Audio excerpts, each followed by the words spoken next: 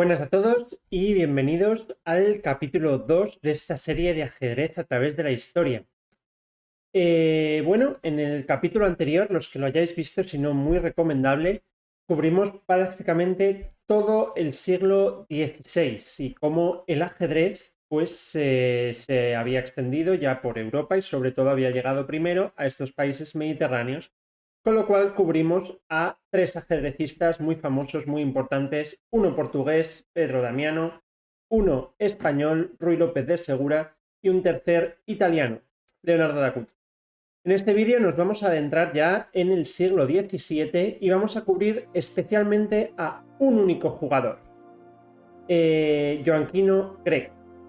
Bien, Joaquino Greco nace aproximadamente en el año 1600, es decir, justo a la entrada de este siglo XVII, y muere muy jovencito, por cierto. Se estima el año de su muerte en 1634, con lo cual aproximadamente 30-35 años de edad. Bueno, no os voy a decir dónde porque lo voy a contar después. Bueno, nace en la región italiana de Calabria, ¿vale? De hecho, a Gianquino Greco, le apodan el Calabrés. Sin embargo, este Greco, que también está como medio apellido, medio apodo, indica que posiblemente sea de ascendencia griega. De hecho, algunos autores le sitúan como nacido en Grecia. Pero bueno, el hecho de que muchos contemporáneos se refieran a él como el Calabrés, pues parece indicar que nació en Calabria. Muy importante, por cierto, para todos aquellos que sepan un poco de historia, no confundir a el Greco cuando hablamos de ajedrez y hablemos del Greco, hablamos de este Greco, ¿vale? Joaquino Greco, el Calabrés. Mientras que casi todo el resto de ámbitos de la vida, sobre todo si estáis en Toledo y estáis entrando a un museo, cuando se habla del Greco, se habla de el pintor, que por cierto, pues nació más o menos 60 años, por lo cual no son, bueno, son un poco contemporáneos, pero no mucho. Bueno, en fin, Joaquino Greco, el del ajedrez.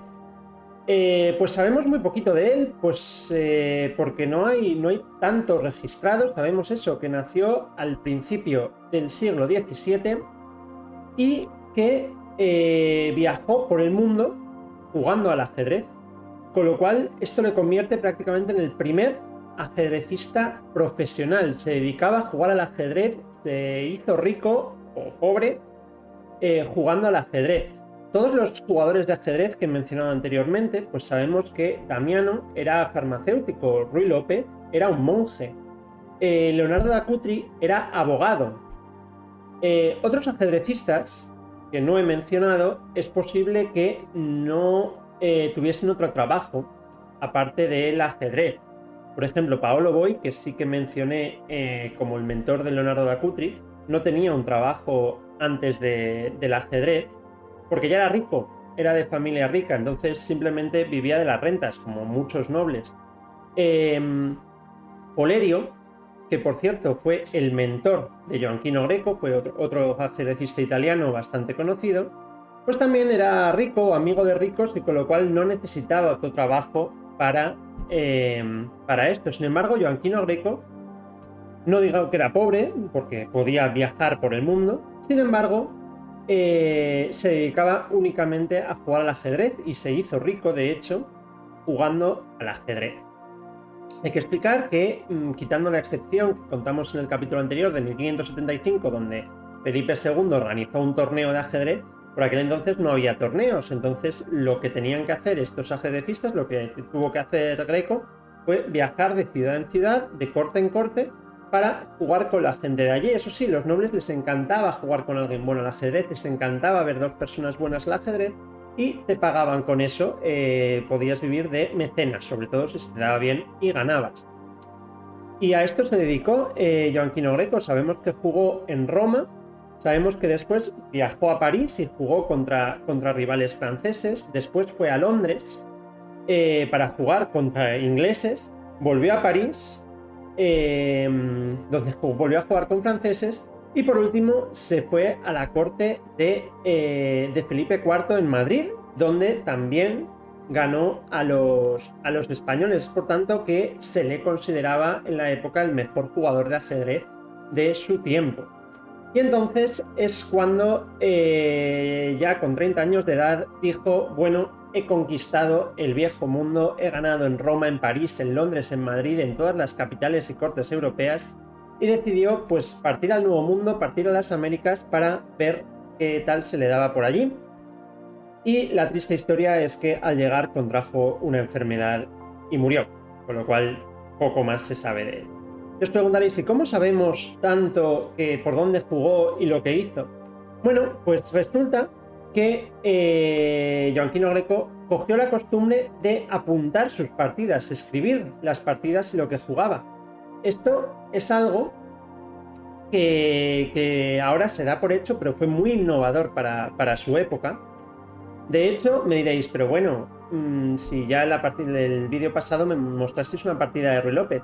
Pero es una reconstrucción, porque antes lo que sí se hacía es que se anotaban algunas posiciones interesantes o, posiciones interesantes o instructivas. Y a veces pues se ha podido reconstruir, oye, ¿cómo se llega a esta posición? Sin embargo, Joaquino Greco cogió la costumbre y fue el primer jugador, o al menos que se conserve, que empezó a apuntar movimiento a movimiento todas sus partidas. Estos manuscritos los conservaron sus mentores, sus patrones, y muchos siglos más tarde pues fueron publicados. Por esto que veis aquí es de imprenta y veréis que pone Londres. Bueno, pues simplemente que se publicó después, se pasó a máquina y se publicó, pero son los manuscritos guardados suyos donde anotaba sus partidas. Y la cosa más curiosa de ello es que antes, para anotar las partidas, claro, ahora es muy fácil, ahora decimos 1, E4, E2, caballo, F3, pero antes esa anotación no existían, las casillas no tenían nombre, no tenían ni letra ni número. Entonces, en su manuscrito se anotaba describiendo las jugadas que hacías. Decías, avanzó el peón 2 casas, decían casas en las casillas. Avanzó el peón del alfil de dama 2 casas hacia adelante. La dama se situó en la quinta fila de la columna de la torre del rey. Bueno, pues así eran largos los manuscritos.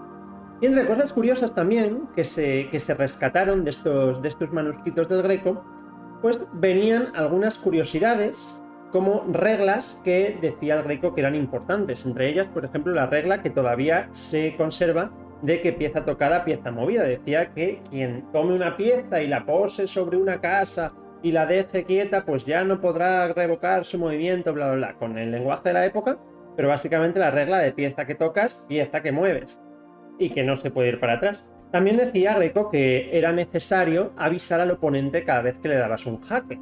Esto es importante, que no hay que hacerlo. Muchas veces por las películas o por los jugadores principiantes, los niños sobre todo están acostumbrados a hacerlo y dicen jaque, jaque, jaque. Si lo queréis hacer, nadie os lo prohíbe, pero en general no se hace, y de hecho hasta puede distraer, ¿no? En una partida, en un torneo de ajedrez, hay que estar callado y tu rival es el responsable de darse cuenta si le estás dando jaque o no. Aunque es verdad que ahora las aplicaciones normalmente te ponen un sonidito diferente cuando hay un. Bueno, pues también hay algunas normas. Decía, obviamente, este hombre viajó mucho y se dio cuenta de que algunas normas no se jugaban exactamente igual en Francia, en Londres, en Italia y en los sitios por donde viajó. Es completamente normal, dado que antes no había internet y la comunicación era más lenta. Nada, pues por ejemplo, él intentó, allá donde fue, llevar un poco las reglas de su casa. Y una cosa de la que se discrepaba bastante, por lo visto, es las reglas del enroque.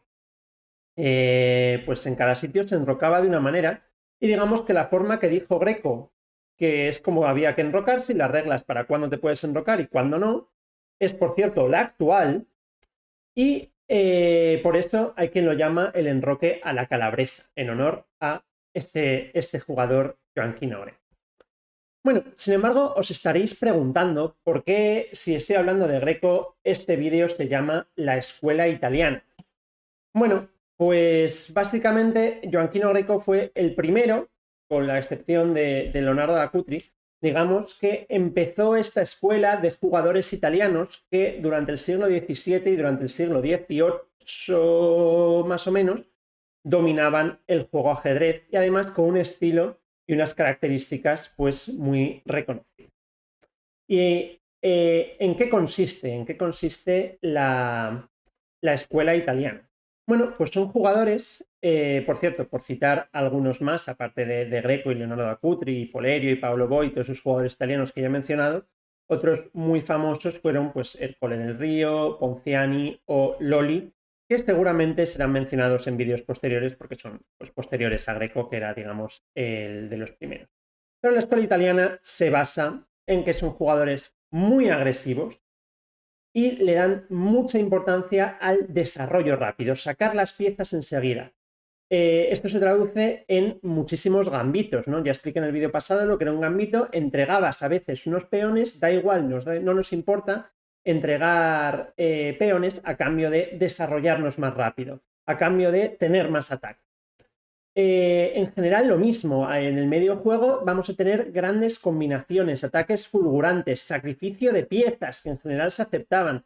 Sacrificio de una pieza, pero porque voy a tener muchísimo ataque, posiblemente mate. Es un juego espectacular que acabará en el ajedrez romántico. En general le daban mucha importancia, esto lo explicaré ahora con el tablero, a la actividad de las piezas, llevar las piezas en las casillas más activas. Si el rival tiene una pieza muy activa, se la cambio, eso se mantiene ahora mismo, ¿no? Queremos tener nosotros piezas activas y que nuestro rival no. Es verdad que ahora el ajedrez de ahora se es mucho más cauto y el material se tiene mucho más en cuenta que en el pasado, que era solo ataque, solo ataque, solo ataque. Y sin embargo, también hubo ideas en la defensa. Lo quiero enseñar ahora muy rápidamente, pero simplemente citándolo, pues tenemos la apertura italiana, también conocida con el nombre de gioco piano, es decir, juego tranquilo. Era perfecta para aquellos que no querían las locuras de los gambitos. Muy famosa y de las más usadas hoy en día es la defensa siciliana, ¿no? De nuevo, un nombre italiano para una defensa sólida, sí, pero también muy agresiva, ¿no? Por último, ahora mismo en el ajedrez moderno usamos un término, fianchetto, es una palabra de origen italiano para cuando ponemos un alfil en la gran diagonal. Todo esto son términos pues italianos y que provienen pues de este siglo XVI-XVII donde la escuela italiana dominaba el ajedrez.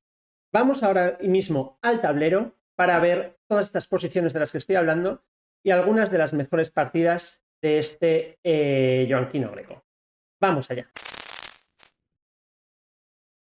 Bueno, y muy rápidamente, y antes de enseñar esas posiciones que vienen con origen italiano, quiero dar la solución de los 3 problemitas de Pedro Damiano que planteamos en el vídeo anterior. Si no has visto el vídeo anterior, voy a enseñar durante 2 segundos el problema como es. Podéis pasar el vídeo e intentar resolverlo. Yo voy a dar la solución muy rápidamente. Bueno, este era el primer problema planteado, cómo juegan las blancas y dan mate en 3. Bien, yo siempre digo, cuando tengáis un problema de estos, si no sabéis plantearlo, para resolverlo, tenéis que pensar, en primer lugar, en calcular todos los jaques que podéis dar. Si con eso no funciona, calculáis las capturas que podéis hacer. Y por último, las amenazas, ya sean amenazas de mate, amenazas de capturas o amenazas de algún tipo, ¿vale? Jaques, capturas y amenazas.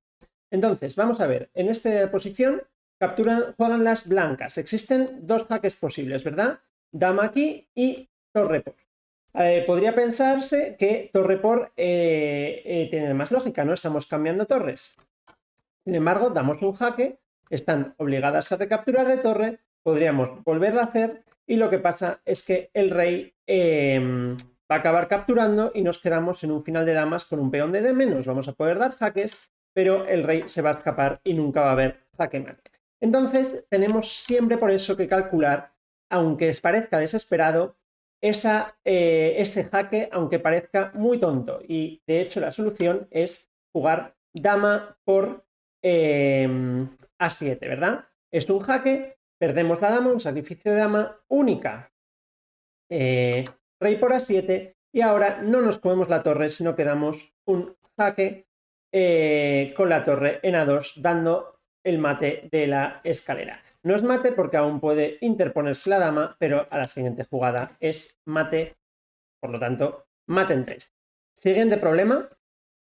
Bien, este problema era simplemente el enunciado es mueven blancas y dan mate en 2 jugadas. De nuevo, solo hay 2 jaques posibles y uno de ellos es la solución. Y de nuevo estamos frente a un sacrificio de dama, ¿verdad?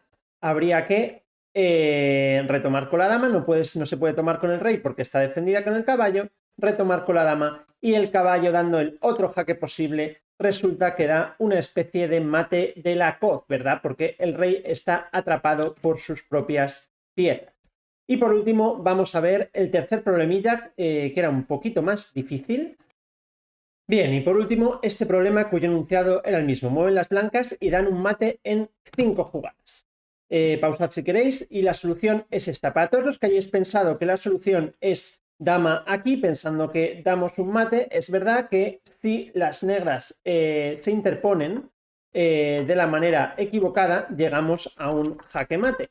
Sin embargo, aquí las negras podrían simplemente interponer la torre y aunque es cierto que pierden la torre y al final perderán la partida porque van muy abajo en material, no vamos a llegar a ningún jaque mate, ¿vale? Es por eso que la solución de este problema no es dama de 5 jaque, sino que es, como siempre, sacrificios. Sacrificamos la torre, el rey no puede escapar por aquí por culpa del peón, tiene que comer la torre, le damos un jaque, el rey no puede huir, tiene que volver, sacrificamos de nuevo la torre muy metódicamente, hemos sacrificado ya 10 puntos en total, damos el jaque con la dama, el rey tiene que volverse y rematamos con el mate, un mate en 5 jugadas completamente imparable. Bien, por último quiero aprovechar y antes de pasar a ver las partidas del Greco para contar pues qué es la apertura italiana, ¿no? Ya que este vídeo se llama así. Bueno, pues la apertura italiana nace de los movimientos E4, E5, caballo F3, caballo C6, ya conocemos estos movimientos porque, y la apertura italiana nace del movimiento alfil a C4, ¿verdad? Es el alfil se va a quedar en esta diagonal apuntando directamente al punto más débil de la posición enemiga, que es F7. A partir de aquí, pues pueden pasar muchas cosas, pero bueno, esta es la posición de la apertura italiana. Las ideas de las blancas son enrocarse rápidamente y luego lanzar rápidamente con un ataque frente al punto más débil del rival. Bueno, aquí las negras es que pueden hacer muchísimas cosas. Pueden sacar el caballo, pueden sacar el alfil, pueden sacar el caballo, pueden sacar el alfil, y las blancas, pues posiblemente lo que intentarán hacer es jugar C3, C4 para conseguir el centro enroque, y las posibilidades son infinitas. Muy rápidamente, quiero enseñaros también qué es la defensa siciliana. La defensa siciliana se juega desde la posición de las negras. Y frente a E4, la respuesta de las negras va a ser C5. Y ya esto es una cosa un poco rara que no hemos visto hasta ahora. En ese momento se considera una apertura menor y sin embargo fue ganando en importancia a través de los tiempos. Pero ya que estamos en este capítulo, quiero simplemente explicarlo. ¿Qué pasa con esta apertura? ¿Por qué estamos moviendo un peón del flanco en vez de un peón central? Bueno, al final este peón está intentando hacer otra de las cosas que queremos siempre, ¿verdad? Que es evitar que las blancas puedan jugar D4, ¿verdad? Porque estamos controlando una de las casillas centrales. Es verdad que no es como E5, no le estamos dando vía de salida al alfil. A la dama sí, porque podría salir por esta diagonal. Y además lo que estamos consiguiendo es que cuando desarrollemos el caballo por C6, el caballo se quede por detrás del peón. Bueno, aquí hay 10.000 ideas de las negras. La siciliana es una de las defensas más complejas que existen. Se puede jugar de muchísimas maneras. El caballo suele ir por aquí, Después se suele jugar con peón aquí o con peón aquí. El alfil se puede sacar a veces por el fianqueto. El caballo puede venir por aquí, puede venir por aquí. Las negras se enrocan corto. Hay muchísimas variantes, pero bueno, todo tiene su origen en la jugada E4, C5. Y ahora vamos muy rápidamente a ver una de las partidas jugadas por el Greco.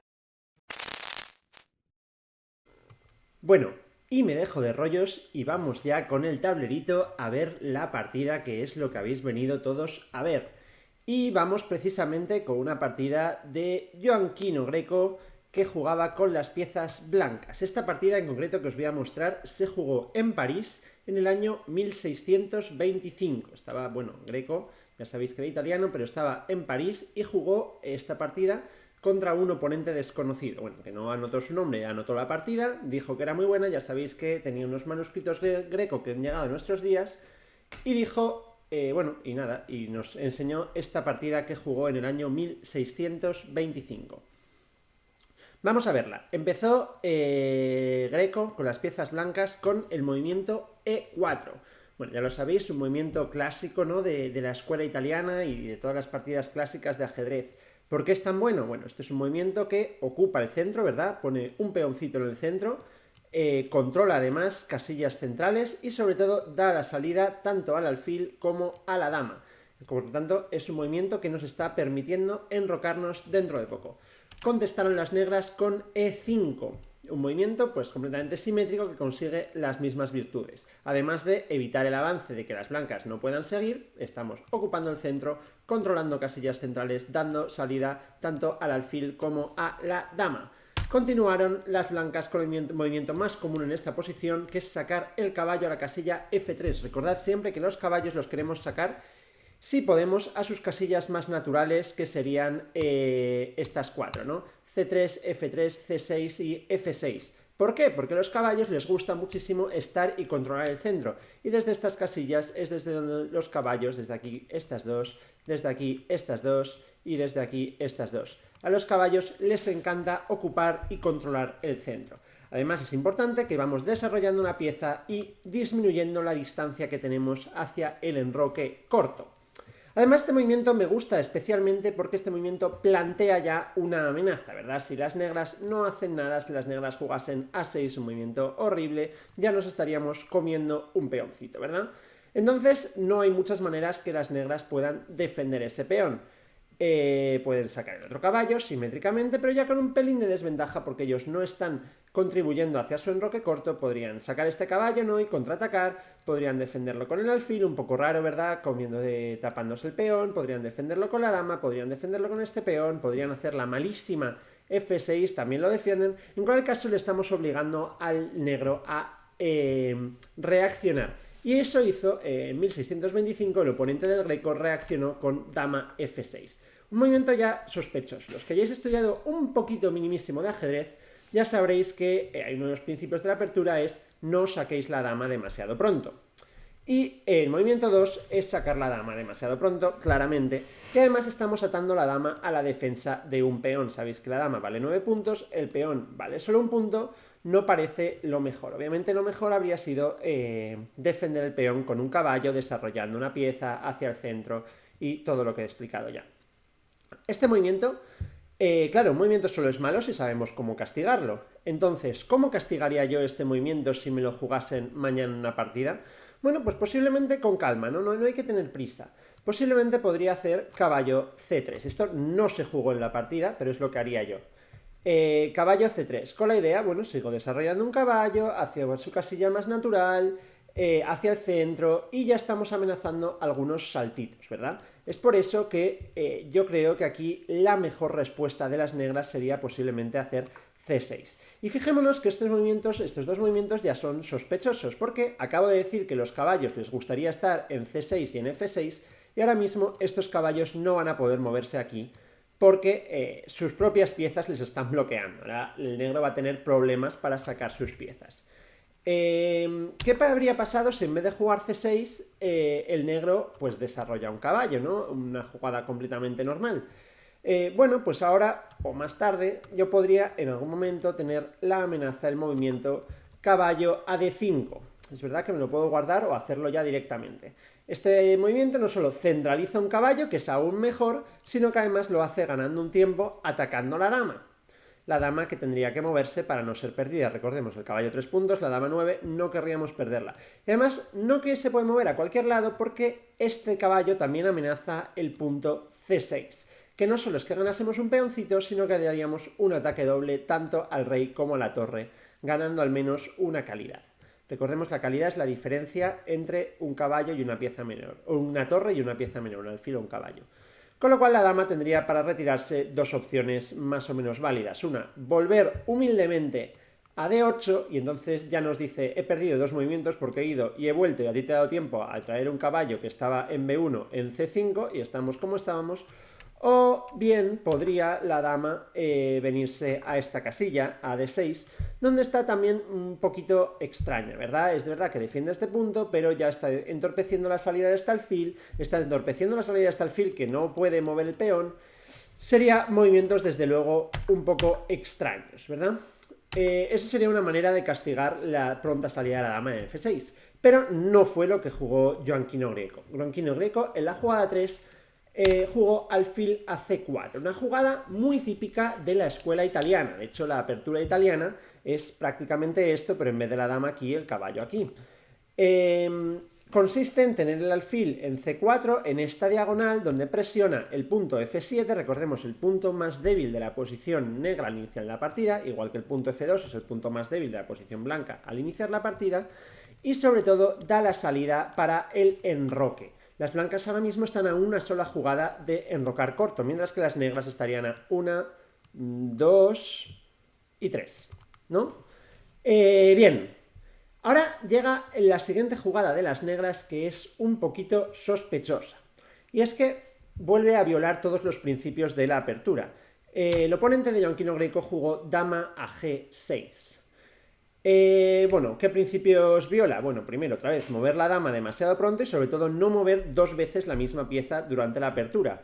La posición negra está pidiendo desarrollo, está pidiendo que estas piezas salgan a jugar. Sin embargo, Joanquino Greco volvía a mover la dama por segunda vez consecutiva. Y además muchos me diréis, pero vamos a ver, si habíamos traído la dama a F6 para defender el peón de C5, ¿qué pasa ahora? ¿Qué pasa ahora? Porque ahora mismo este peón de E5 no solo no está defendido, sino que si nos lo comemos con el caballo, estaríamos haciendo un ataque doble tanto a la dama como a ese punto F7 que nos has dicho que es muy peligroso y podríamos entrar a la siguiente jugada cuando la dama se retire tanto con el caballo como con el alfil y jaque.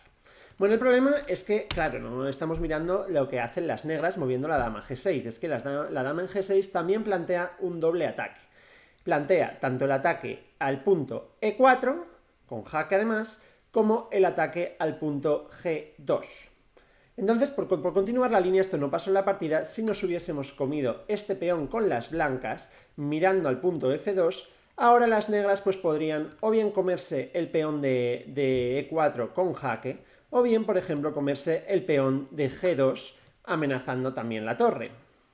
Y ahora la partida se complica bastante. Obviamente nos podríamos comer esto con el caballo, nos podríamos comer F2 con el caballo, pero se comerían ahora con la dama. Bueno, vamos a moverlo. Si nos comemos esto con el caballo, perderíamos la torre. Es verdad que estamos amenazando la torre también, pero esto viene con jaque. Podríamos, si interponemos, perdemos el caballo. Si salimos con el rey, vamos a perder otro peón y posiblemente vamos a perder el alfil también. Y ya hemos perdido una torre. Esto tiene muy mala pinta. Si en vez de comer con el caballo comiésemos con el rey, bueno, el rey se puede apartar y bueno, la situación está. Ahora tendríamos que ver cómo salvamos esta torre. También podríamos decir, bueno, en el punto F2, en el punto F7 ya entraremos cuando queramos y vamos a salvar esta torre. Si salvamos esta torre, podemos ahora mismo, pues por ejemplo, comernos el otro peón con jaque y ya tendríamos además jaque y amenaza al caballo, que tendríamos que interponer la dama. Y bueno, pues podrían cambiarse las damas con una posición más bien incierta. Este punto ya no está amenazado y las blancas se han llevado dos peoncitos por un peón que nos hemos llevado nosotros. Es verdad también que no es obligatorio mover la torre, defender la torre. Podríamos, para no perder ese segundo peón, defender la torre indirectamente con la dama, ¿verdad? Y la dama, recordemos que está protegida. Ahora mismo lo mejor que tendrían las negras sería, pues por supuesto, cambiar las damas. Ya no hay amenaza contra el punto F7. Y bueno, pues las blancas siguen en ventaja porque tienen 2 piezas desarrolladas contra ninguna, pero ya no hay damas y las blancas tampoco se quieren enrocar posiblemente. Ninguna de estas variantes pasó en la partida, que llegaban a cosas muy inciertas, dado que Greco vio la doble amenaza y vio que también tenía las posibilidades de comerse un peón y dijo, no me interesa darte darte al menos este peón, que se complican mucho las cosas, yo tengo ventaja, 2 piezas desarrolladas contra ninguna, la dama no cuenta, así que decidió enrocarse, que para eso ha jugado todas las jugadas que ha hecho. Y las negras, pues con toda la normalidad del mundo, dice, bueno, yo tenía un doble ataque, tú has defendido el peón de G2, así que yo me como el peón que no has defendido de E4. Y ahora quiero hacer una pequeña pausa para observar las jugadas que ha hecho cada uno. Y es que el blanco ha jugado cada uno 4 jugadas. El blanco ha movido un peón, sacado un caballo, sacado un alfil y enrocado. Se ha enrocado en el mínimo número de jugadas posible. Y cada jugada ha movido una pieza distinta, por eso ahora está enrocado con un caballo fuera y un alfil fuera. Un peón abajo, eso es verdad, pero 3 tiempos de desarrollo por encima. ¿Qué ha hecho el negro? El negro ha movido un peón, después ha movido la dama, ha movido la dama y ha movido la dama.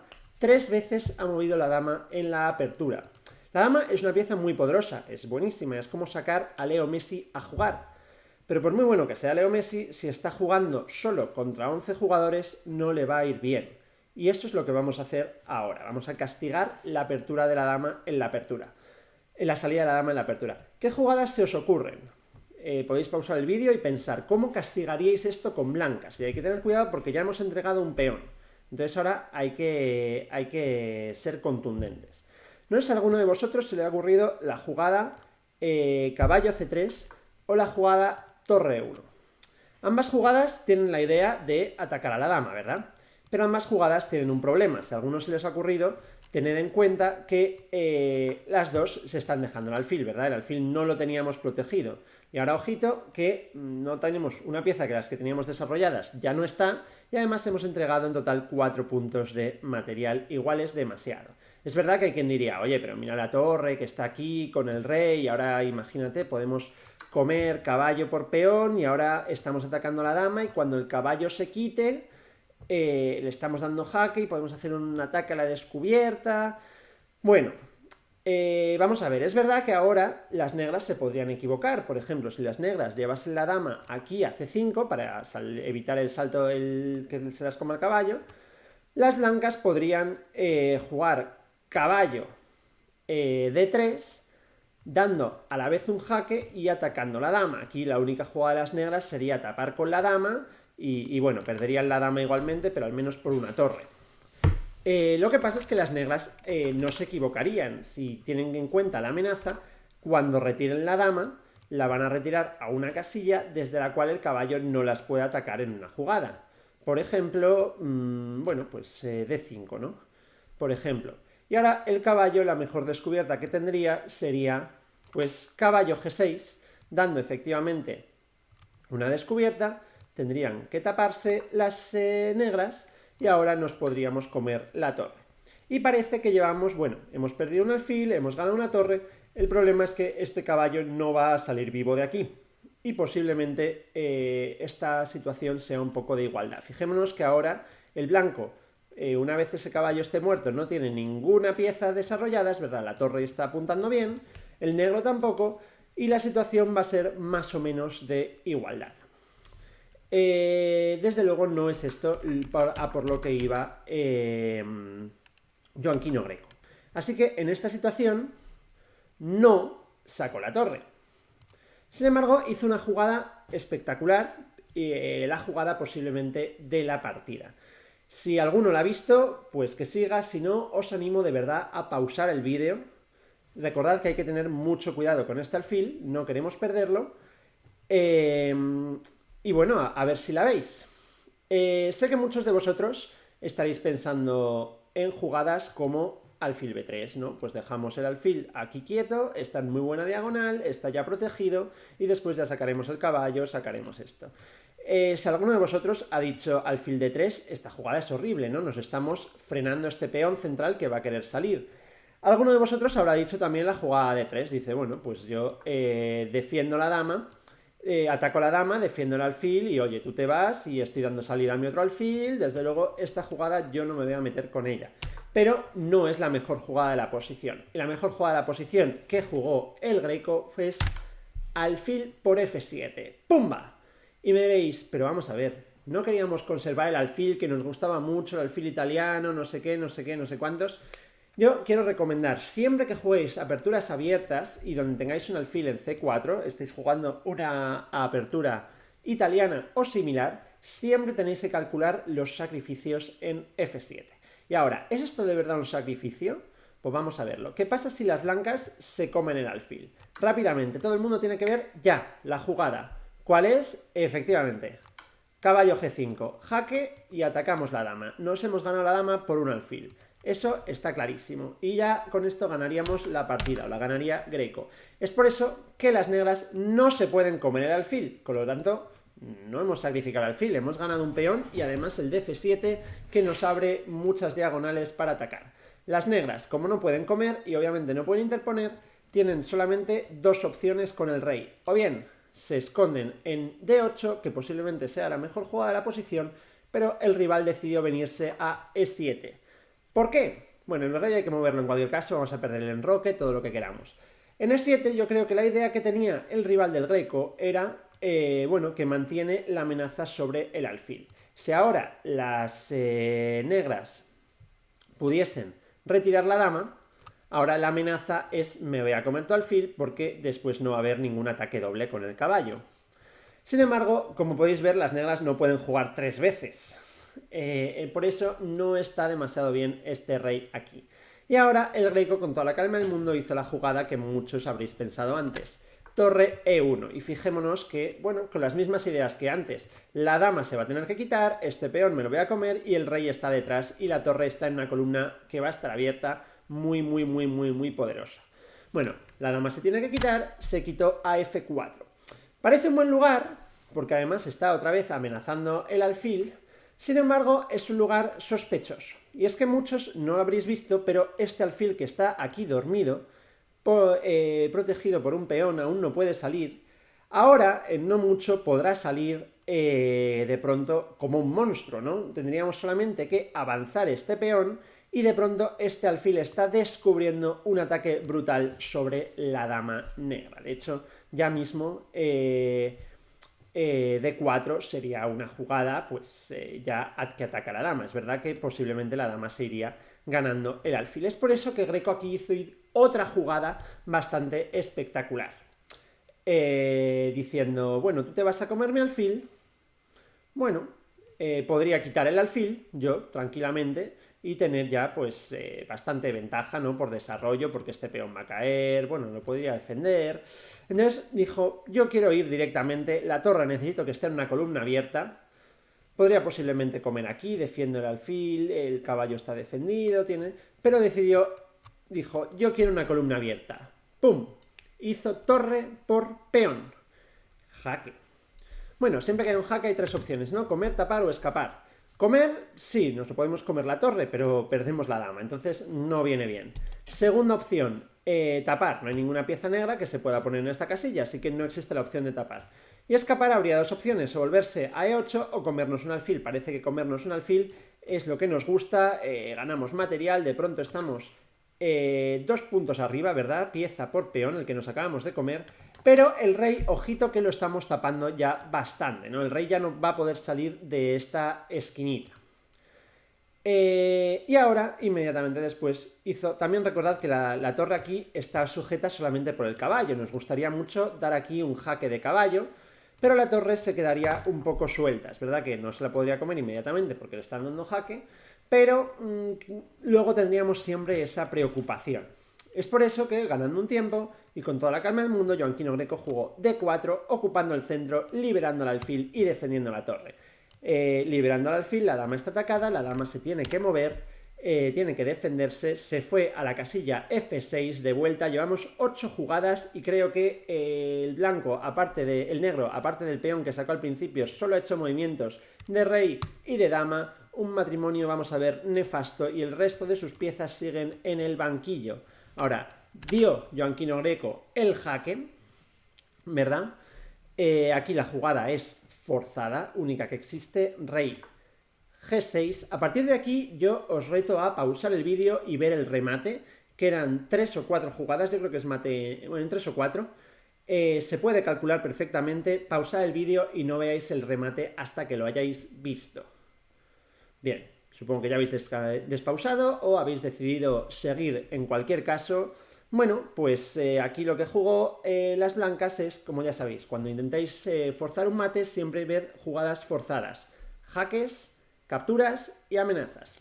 Este ejercicio se va a resolver solo con jaques. El primer jaque, dama de 3, trayendo una nueva pieza al ataque, ¿verdad?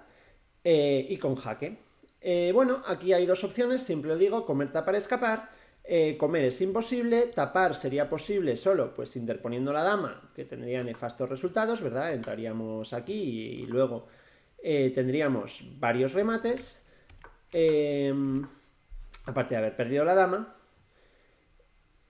Bueno, pues escaparon las negras. Ahora hay dos maneras de escapar. De nuevo, espero que lo hayáis calculado, pero si no, calculadlo ahora. Y pensad, si fueseis negras, ¿dónde escaparíais? ¿H6 o H5? Los que hayáis pensado H6, pues os vais a comer un bonito mate en una simplemente con caballo F7 jaque mate. ¿Por qué? Esto es un jaque doble. Recordad, el alfil dormidito también participa en la acción. Está dando jaque con el alfil y estáis dando jaque con el caballo. Frente a un jaque doble, la única opción es mover el rey. ¿Por qué? Porque si, por ejemplo, nos comiésemos el caballo, no serviría porque el rey seguiría en jaque. Y si interpusiésemos la dama para evitar el jaque del alfil, el caballo seguiría dando mate. Es por eso que frente a un jaque doble, la única opción es siempre mover el rey. Pero el rey no tiene ningún movimiento gracias a la acción de la torre y la dama. Vemos 4 piezas participando en la acción del mate. Pero bueno, por eso las negras no se fueron a H6, se fueron a H5 todavía pataleando, pero ojito que mal está el rey ahí. Y ahora una jugada que es la última que queda en la partida, G4 con jaque, terminó la partida y las negras abandonaron. ¿Por qué? Bueno, pues vamos a verlo. Aquí las negras tienen únicamente 3 opciones. Comer, tapar, escapar, ¿no? La primera sería comer. Si comen, las negras, bueno, pues tendríamos un mate muy bonito con la dama en H3, ¿verdad? Si en vez de comer las negras volviesen aquí a H6, pues tendríamos el mismo mate que hemos comentado antes con el caballo F7 jaque doble. Y por último quedaría que escapen las negras por H4 y bueno, tendríamos el mismo mate que hemos visto antes con la dama en H3 o incluso un mate con la dama en G3. Bueno, espero que os haya gustado esta partida del Greco, muy bonita, muy instructiva y sobre todo, bueno, recordad, si jugáis con las negras, aprended de los errores de otros, no saquéis la dama demasiado pronto, desarrollar las piezas y si jugáis con blancas, una partida así y vuestro rival saca la dama demasiado pronto, pensad en maneras de cómo podéis castigarlo. Voy a volver a pasar la partida otra vez con la barra de evaluación para que simplemente veáis sin variante ninguna lo que ha pasado en la partida. Bien, E4 de las blancas, E5 hasta aquí normal, caballo F3 hasta aquí normal, dama F6, la primera jugada sospechosa. Fijaos cómo la máquina ya le gusta muchísimo esa jugada, aquí vemos la ventaja de las blancas, alfil C4, dama G6, segundo movimiento de dama consecutivo, enroque, dama por E4, tercer movimiento de dama consecutivo y ya la barrita revienta que le da una ventaja casi de 5 puntos a las blancas y alfil por F7 la barrita ni se inmuta con el sacrificio, obviamente no se puede aceptar, rey E7, torre E1 y fijémonos como ya con rey E7 la barrita está en más 8 puntos de ventaja para las blancas, eso es casi una dama de ventaja, la dama que se mueve a F4, sacrificio de alfil comiendo, o sea, torre por E5, la barrita ni se inmuta, el sacrificio hay que aceptarlo, D4, la dama, que cada vez tienen menos sitios donde irse. Y ojito, estoy seguro de que aquí, si a la barrita le damos tiempo para pensar, va a encontrar ya el mate. Porque aquí, tras caballo G5, ya con más 9, la mejor defensa, curiosamente, de las negras es comerse el caballo con la dama y perder la dama.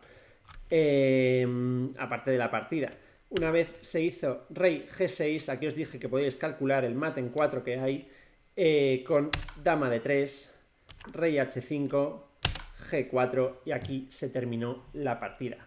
Espero que os haya gustado este vídeo y que volváis al canal para, bueno, pues eso, suscribíos si queréis más vídeos. Yo iré subiendo cada vez que pueda más partidas a través de la historia. Muchas gracias a todos.